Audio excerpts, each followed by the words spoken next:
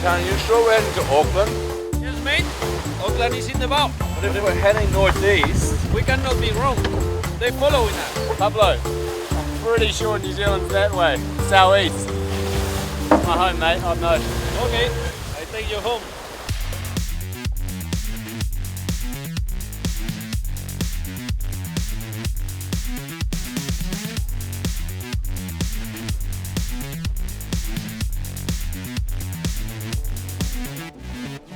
Big developments out on the water at the moment as we're seeing some very interesting tactical play, and we're going to get into that in just a moment. Plus, we're going to be hearing from Abby Ehler on the shore for this leg, but a key major part of Team Brunel. She's going to be lifting the lid on what it is that makes that team such a formidable threat on this leg at least. Also, we've got details of our competition. We've got a Garmin Verb 360 camera up for grabs. More about that at the end of the show. For now, let's take a look at the tracker and see how the race is unfolding right now. Hong Kong to Auckland, and there is still a long way to go, but what a big tactical split we saw developing. It was Team Axonabel and Sun Hun Kai Scallywag in the west, and the progress really seemed to be with that group in the east. Team Brunel, early lead, but that got threatened by Dongfeng Race Team and overall race leaders Mafre. And as those three teams pushed ahead, it left Turn the Tide on Plastic to carve their own path to victory. But things have started to change. The boats in the west, we had Sun Hun Kai Scallywag and Team Axonabel. Both of those teams are starting to see the northerly breeze. And as we look into the future, at least one commuter model is starting to predict that with that northerly breeze, we're going to see those two teams sailing lower, sooner, and that is going to bring the fleet closer together. Now, we did want to get the inside scoop, and in fact, we did connect with Team Axonabel, but unfortunately, so much going on board, no one was available to talk to us, and for very good reason, because as we take a look at the overall scoreboard, we can see just how close things are at the moment. Mafre in the lead on 34 points with Dongfeng Race Team, and then Vestas 11th Hour Racing in second and third. Vestas 11th Hour Racing sadly sitting this leg out as their boat is shipped to Auckland to rejoin for the next leg. Then Team Sun Hun Kai Scallywag, Team Brunel and Team Axonabel off the podium, but well within reach. And we caught up with Abby Ehler, who's taking this leg off to spend some time with her family. She, as the boat captain of Team Brunel, knows just what they've had to do to find some speed. This was her thoughts. Yeah, for sure. This was SCA during the last race. That's me there in the pit. This was Cape Town import racing, hence why we're all slightly underdressed. And a big weather system came through, caught us all pretty much by surprise. And I think we were in about 25 knots of breeze there. Just obviously completely everything's wrong. You know, we've got both boards down, but it's import racing. And yeah, we're going fast and getting wet by the looks of it. Well, you've got a lot of Volvo experience, I mean, compared with most. You're 3 editions now, but you know, I really want to ask you to help me sort of lift the lid on Team Brunel. I'm sure you guys are doing so much to find the speed, but first, I want to come to the sort of big headline. Bauer Becking was saying a new mainsail for this leg, and so far it seems to be going quite well. Indeed. I think from the start of the race, we've always felt we're on the back foot a little bit. And we couldn't really nail down any one particular factor that was just not giving us that sixth gear. And we've looked at the hull, we've looked at our appendages, we've looked at a number of things. And obviously sails is a huge factor in making the boat go fast. There was a few minor things we weren't quite happy with our original main. And all the reports from the boat now seem to be that they're much happier with this mainsail, with the setup, and so far so good in terms of where they're placed. And yeah, the reports coming off seem to be good.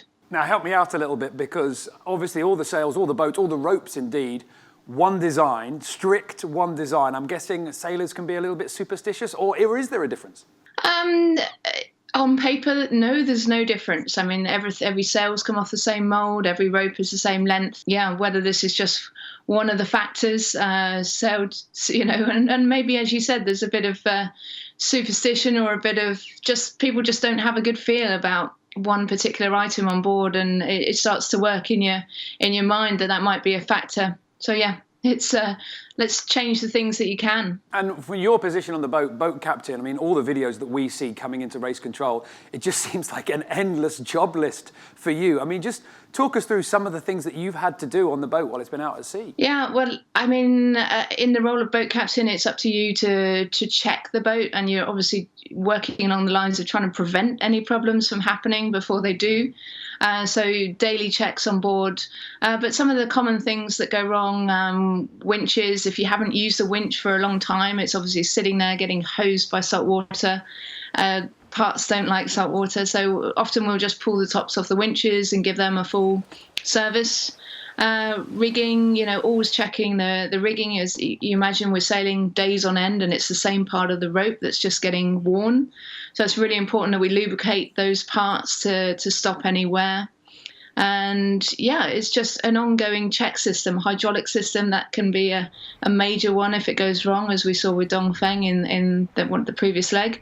So yeah, it's checking and staying on top of everything before it gets on top of you. And obviously at this point, you don't take the time to slow the boat down or ease off. I mean, what's the worst? What's the most uncomfortable job that you've had to do out there? I guess the worst thing is if you've got to go up the rig for anything. Obviously, you try and keep your rig checks to the conditions when it's feasible and safe to do so. But there's obviously times when you do need to perhaps go up and something's gone wrong up the mast or with the mainsail cars, for example.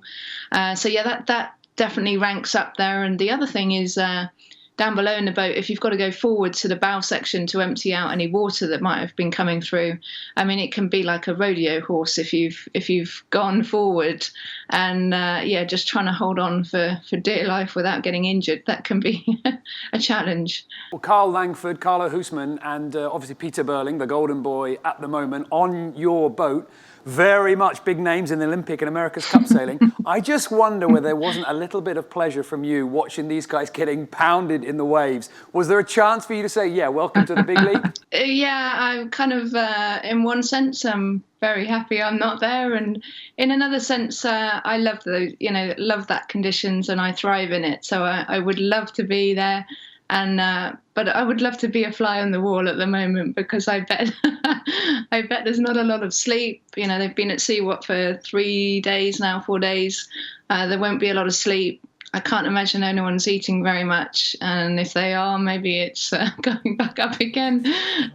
So I can imagine it's pretty grim on board. Abby Ehler, and incredible conditions indeed, but you don't need me to tell you that because you've seen all the action recorded on things like this. This is the Garmin Verb 360 camera. This one can be yours. We have a competition running at the moment, and the question is, who is going to cross the equator first? We need the boat, we need the date, and we need the time, and it needs to look like this. This is the format that we need you to put it in. First of all, in the Facebook comments on this video, or indeed the quick fixes or the daily shows, you need to tag the boat's name, the team name, Facebook tag. That has to be done.